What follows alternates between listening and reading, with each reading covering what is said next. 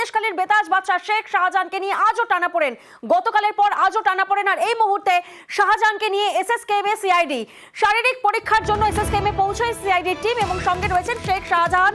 যে ছবি আপনাদেরকে দেখাবো, প্রতিনিধি অমিত এই মুহূর্তে আমাদের সঙ্গে রয়েছেন। অমিত, তোমার থেকে একটু জানার চেষ্টা করবো যে এসএসকেএমে শেখ শাহজাহানকে নিয়ে গেছে সিআইডি, সেক্ষেত্রে রুটিন চেক আপ অর্থাৎ মেডিকেল চেক আপের প্রসেস ঠিক কতক্ষণের হয়, এবং এই বিষয়টাও জানতে চাইবো যে তারপরে মেডিকেল চেক আপের পর ঠিক কি ভবানী ভবনে নিয়ে যাওয়া হবে নাকি এখান থেকে হস্তান্তর প্রক্রিয়া হবে?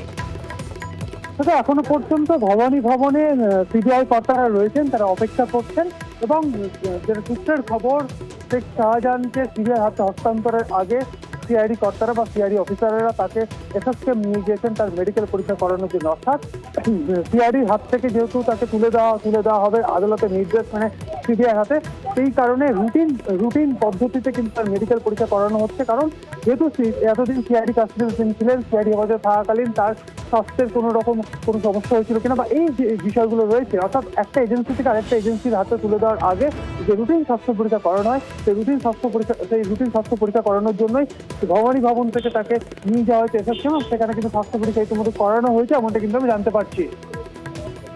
বেশ,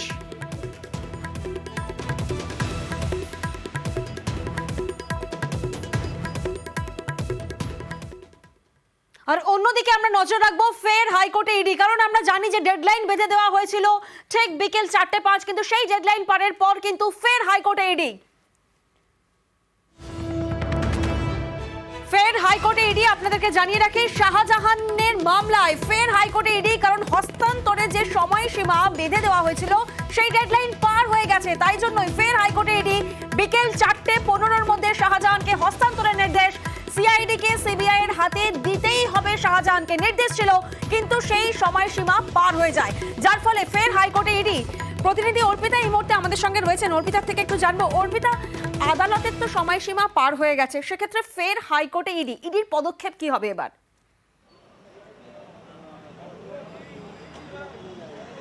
দেখো, তোমাকে জানাই যে সিবিআই বা সিআইডি এগুলো যেহেতু সংস্থা, অর্থাৎ একটা কেন্দ্রীয় সরকারি সংস্থা এবং একটা হচ্ছে রাজ্য সরকারের এই সংস্থা, ফলে এই দুই সংস্থার মধ্যে তদন্তকারী যে সংস্থা তাদের মধ্যে যখন হ্যান্ডওভার হয় তখন বেশ কিছু অফিসিয়াল প্রসিডিওর মানতে হয়।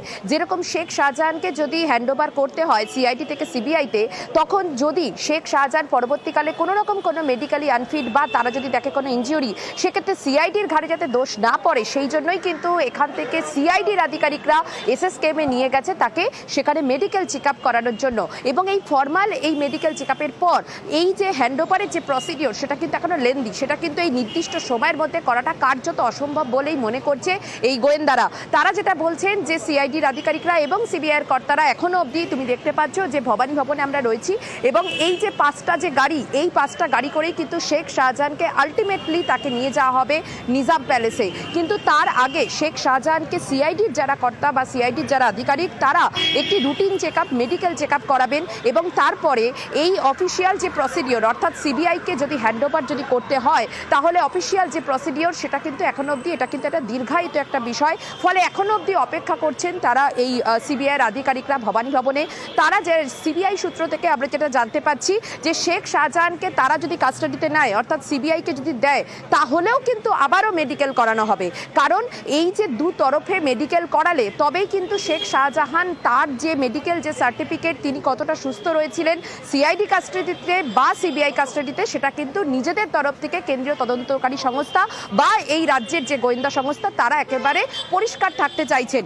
সেই কারণেই দু তরফেই মেডিকেল করানো হবে। এবং ইতিমধ্যে যেটা আমরা জানতে পাচ্ছি, যেরকমটা তুমি বলছিলে যে 4:15-র মধ্যে আজকে হ্যান্ডওভারের কথা, সেক্ষেত্রে 3:43 আমরা দেখলাম যে সিআইডির অর্থাৎ ভবানী ভবনে এসে উপস্থিত হয়েছেন সিবিআই আধিকারিকরা, এবং সিবিআই আধিকারিকরা আসার পরে এখানে এখনো অবধি তারা রয়েছেন। তারা যেটা বলছেন যে সিআইডি কর্তারা তারা এখনো অবধি আলোচনা করছেন, কারণ এই আগামীকাল যেহেতু সুপ্রিম কোর্টে রাজ্য সরকারের তরফ থেকে যেহেতু মামলা করা হয়েছে, যেহেতু তারা দ্বারস্থ হয়েছে হাইকোর্টের এই মামলাকে চ্যালেঞ্জ করে গতকালই, যে কারণে গতকাল সিবিআই আসার পর খালি হাতে তাদেরকে ফিরতে হয়। কিন্তু আজ কি করবেন সেই চূড়ান্ত সিদ্ধান্ত তখন ঠিক হবে, যদিও এখনো অবধি কিন্তু সিদ্ধান্ত যেটা করা হয়েছে যে এই যে মেডিকেল যে প্রসিডিওর বা তার পরবর্তী যে প্রসিডিওর সেদিকে এগোচ্ছে মানেই এটা বোঝা যায় যে শাহজাহানকে সিআইডির তরফ থেকে সিবিআইতে কিন্তু দেয়া হবে বলেই মনে করা হচ্ছে, কিন্তু লাস্ট আলটিমেটাম কি হবে সেটা কিন্তু এখনো অবধি সিআইডির কর্তারা এবং সিবিআই যারা কর্তারা তাদের সঙ্গে কিন্তু আলোচনা করছেন।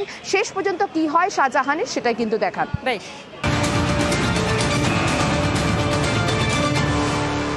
আর শাহজাহানকে পেতে ভবানী ভবনে সিবিআই, যে ছবি আপনাদেরকে দেখাচ্ছি, ভবানী ভবনে সিবিআই এর টিম গতকাল হাইকোর্টের নির্দেশের পরেও খালি হাতে ফিরতে হয়েছিল সিবিআই কে। আর এরপর ফের আজ শেখ শাহজাহানকে তুলে দেওয়ার নির্দেশ, সিআইডি কে সিবিআই কে হস্তান্তরের নির্দেশ।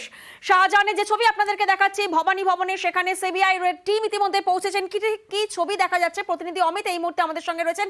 অমিত, আমরা দেখেছি একদিকে যেমন এসএসকেএম এর রুটিন চেকআপ চলছে শেখ শাহজাহানের, অন্যদিকে আমরা দেখেছি ডেডলাইন পার হয়ে যাওয়ার জন্য ফের হাইকোর্টে ইডি, এবং যে খবর পাওয়া যাচ্ছে এই মুহূর্তে এসএসকেএম থেকে বেরিয়ে এসেছেন, অর্থাৎ রুটিন চেকআপ হয়ে গেছে। তাহলে ভবানী ভবনের সামনে ঠিক কি তৎপরতা এবার নজরে আসছে?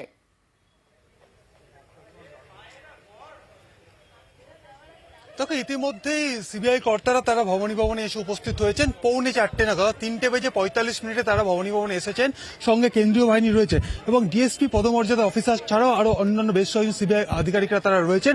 কলকাতা হাইকোর্টের নির্দেশ ছিল আজকে 4:15-এর মধ্যে শেখ শাহজাহানকে সিআইডি কাস্টাডি থেকে সিবিআই এর হাতে তুলে দিতে হবে এবং সেই মোতাবেক আমরা দেখলাম যে 3:45 সিবিআই আধিকারিকরা কেন্দ্রীয় বাহিনী নিয়ে কিন্তু তারা এসে পৌঁছেছে। এবং এই মুহূর্তে আমি রয়েছি ভবানী ভবনে, যেখানে রাজ্য পুলিশের যেমন সিকিউরিটি বা নিরাপত্তা রক্ষী যেমন রয়েছে, একই সঙ্গে কিন্তু কেন্দ্রীয় বাহিনী যারা রয়েছে, অর্থাৎ যারা শেখ শাহজাহানকে সঙ্গে নিয়ে নিজাম প্যালেস সিবিআই দপ্তরে যাবেন, সেই কেন্দ্রীয় বাহিনীর গাড়ি এবং কেন্দ্রীয় বাহিনীর জওয়ানরা তারা রয়েছে এবং সিবিআই আধিকারিকরা কিন্তু ওপরে রয়েছেন। এবং বিভিন্ন অর্থাৎ হস্তান্তরের আগে শুধুমাত্র যে শেখ শাহজাহানকে হস্তান্তর করবে এমনটা নয়, কেস সংক্রান্ত সমস্ত নথিপত্র, অর্থাৎ সিআইডি যেহেতু ইনভেস্টিগেশন করছে, সেক্ষেত্রে সিআইডির হাতে থাকা এই শাহজাহান শেখ সংক্রান্ত মামলা সমস্ত নথিপত্র সিবিআইকে তুলে দিতে হবে।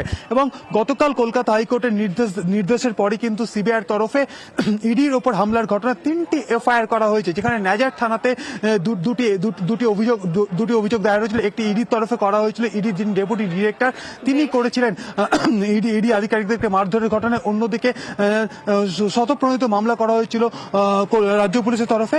এছাড়া বনগাঁ থানাতে একটি এফআইআর হয়েছিল, কারণ শঙ্কর আড্ডকে গ্রেপ্তার করে নিয়ে আসার পথে সেখানে ইডির উপরে হামলা চলেছিল। যে 3টি আলাদা মামলা হয়েছিল ইডির হামলার উপরে, সেই 3টি মামলাতে ইতিমধ্যে কিন্তু এফআইআরও করা হয়েছে সিবিআই তরফে। এবং এই মুহূর্তে ভবানী ভবনে একেবারে চূড়ান্ত তৎপরতা। ধন্যবাদ অমিত।